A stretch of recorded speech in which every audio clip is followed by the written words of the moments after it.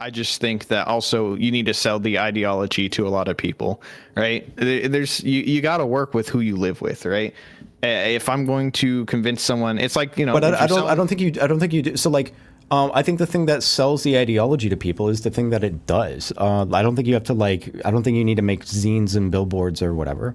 I think if you are, I think over time you'll see if you're a worker in this industry or that industry or whatever, you start to see who is there for your best interest or not, basically, right?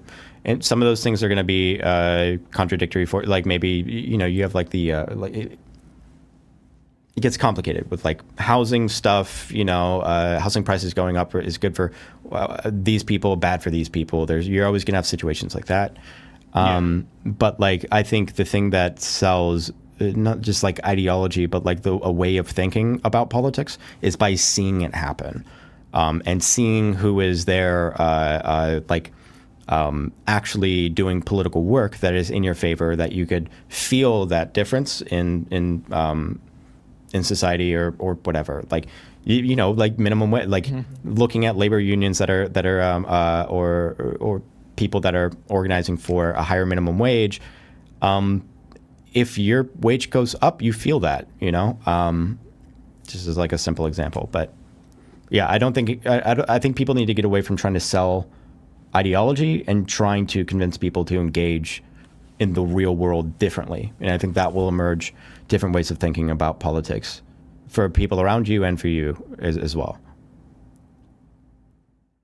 I'll have to sit down and chew on that a bit, just because I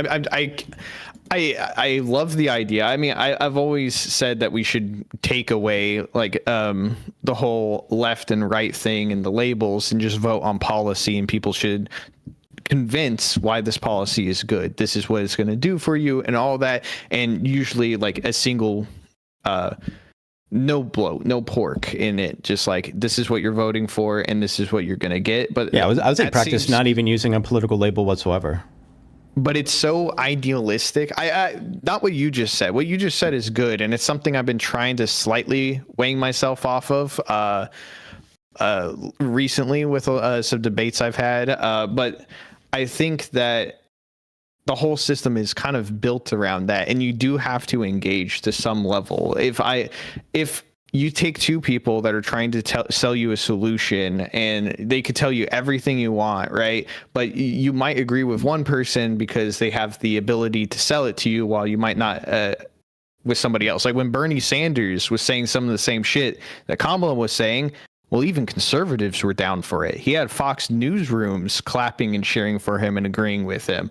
But when Kamala tries to sell it, she wasn't trying to sell it. And I think that's not something you could just be like, well, we should program people to think a different way. Well, yeah, but that's just not the reality we're currently living in. So while I do think we should work to what you're talking about, I think we have to work with also what we have right now and learn. No, so I think the thing that I'm talking about is actually the most important point of how Bernie Sanders got a bunch of support, and the reason why Donald Trump got a lot of support within that time period, is that it's not that they were necessarily saying the right things. It's that they were expressing things that people relate to, regardless of what it was. People related to this anti-establishment feeling, this feeling that your life doesn't feel like it's going anywhere. Like you were feeling precarious. You were like, it doesn't matter if you understand anything about it. You feel that, and then you have someone come up and then they say, "You feel this," and then you're like, "Yes, I do feel this," and then you're moved politically in this way. It has nothing to do with whether or not you're wearing the right label or whether or not you have the right policy. Like all of that is, no one cares about any of that. But whether or not you're able to look at and pick up the way that people feel. The way that people feel is going to be representative of what's going on around them politically. So if you have people that are engaging, like politically in the city council or on the local level, if you start to see that, and then if you start to see that there are people that are fighting for your quote unquote interests, for your wages are going up, et cetera. Like you can't help but feel that that those people are doing that for you. You know, you can't help but feel those kinds of things. But I don't think anyone has to sell an ideology. I don't think anyone has to sell a label, or even when it comes to like people like Bernie or whatever, just even selling a policy.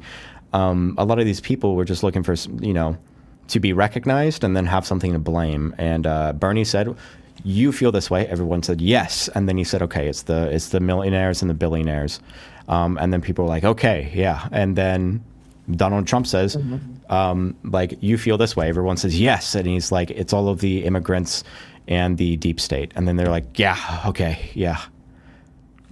Yeah, I agree with that, but I maybe I worded something wrong here, but that's kind of what I was saying that we should do, but I did add a layer onto that, but I think that was the main gist of what I was saying. I mean, Bernie Sanders never sat down and just was like, "Oh, dude, look at how fucking awful America is, and you guys are. Look at these racist, fascists." No, he never really went down that route. He actually refused to attack like the other side, quote unquote, and was just like, "No, this is about us. We're the working class. This is what you're feeling, and here's my solutions." I think that's non-consequential though. Like, I don't know the pointing fingers and saying that like people are fascists. Like, I think that should have happened more personally. With this election, I think it should have happened more. I don't think that there's any way for Kamala to win personally, but like, Hillary pointed it and like, look what happened to her. She got fucking dogged, bro. Yeah, but I don't think it had to do with that. I don't think anyone cared about Hillary pointing fingers. I think it had to do with the fact that the people lost faith in the establishment, and Hillary was the establishment. That's definitely part of it, but I don't think we can all just, you know, put it on just one thing. It's a multifaceted issue that's very complex for different. Sure, but including the like pointing fingers thing, you know, like because it's like, and it's not ground that I would want to give, because the moment you start ceding even a little bit of that ground, you start losing quite a bit. It's like, so like, what if someone were to say, "Well, listen, you kept saying that Trump is sexist," but he is.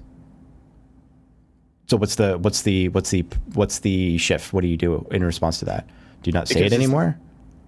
One, it's just not a policy that you're like building on, because it should be focused on what your policy is. And two, it disenfranchises people that are willing to reach across the aisle. I would say look at the two modern examples of people that really actually did reach across the aisle. I'm going to say it's Bernie Sanders, and I was going to say it's Andrew Yang. While Andrew Yang didn't get super far in the polls in the presidential race, Trump didn't reach across the aisle. No, he did not. And he did all of the things that you're talking about are negative, and it worked. Yes, but we're talking about a winning strategy for the progressive side. Progressives, I mean, you're going to lose the entire progressive base if you do the things, and you're not going to win over the entirety of the far right if you're going to be a progressive. So these are two different types of strategies. I think that's I feel like that's the same kind of capitulation that was made after the Trump assassination, when the Republicans kept saying over and over and over again, "This is because of the way that Democrats talk about us." It's not, but you had this image of Democrats basically saying, "Okay, fine, yeah, let's turn down the temperature, fine."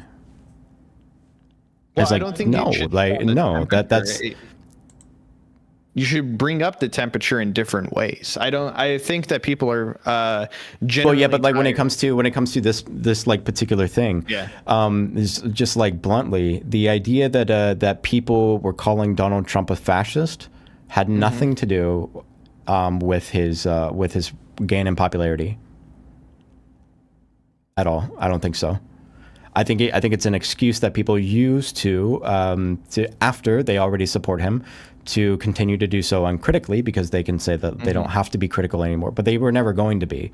I don't think calling him a fascist has anything to do with that, and I think that's a trick that the Republicans have played on progressives and Democrats. To try and get them to be civil, to not turn up the temperature or whatever, and then you start getting what looks like really weak progressives that won't stand up for fucking anything, and then the really strong Republicans who will say whatever the fuck they want without any remorse. And people just assume that there must be some truth to the things that they're saying because they constantly say, well, listen, look what you made us do. Like, you guys kept being woke and soy and cringe and trans and whatever. And now we have to be aggressive. And then you get the Democrats that are like, oh, fuck, you're right. I'm sorry. We need to meet you in the middle here. It's like, no, these are not only abusive tactics, but they're wrong. It was never about progressives talking about trans people that made them lose their mind. It's because they were explicitly manipulated based on their own resentment to go in these directions. If they weren't pumping out rage bait media every single day on trans people, they wouldn't give a fuck about it whatsoever. If Donald Trump wasn't talking about immigration every single day, they wouldn't give a fuck about it whatsoever. They don't know anything about these things anyways. And so, yeah, like, you can't look at the way that Republicans are being directed ideologically and then give any of the, like, none of the blame for that is on progressives whatsoever. They want progressives to think that there is, so that they can basically control progressive narratives. Progressives need to forget about that entire dynamic. That entire dynamic is manipulative. The thing is that we had Obama, right? And a lot of the voters that turned out for Obama then went and voted Trump. A lot of people that voted Trump were also people that would have voted for Bernie Sanders. A lot of people that also were Bernie Sanders and Trump voters are people who came out and said that they would have voted for Andrew Yang. I think unless I have like actual numbers in front of me, I think that that data seems to be kind of there's a lot of assumptions that are happening within the data in the same way that, like, when people look at exit polls, so like if you read exit polls to figure out why people voted, you're not actually looking at, like, you know, what motivated this person to go out and vote. That's not actually the data that you're looking at. So, like, I don't know. It's hard to say how many of people that would have voted for Bernie ended up voting for Trump exactly. But there's some of that stuff does happen, but, like, you know. I mean, yeah, we can look into the data, and a lot of it was exit polls, as you're talking about. And if we don't like that data,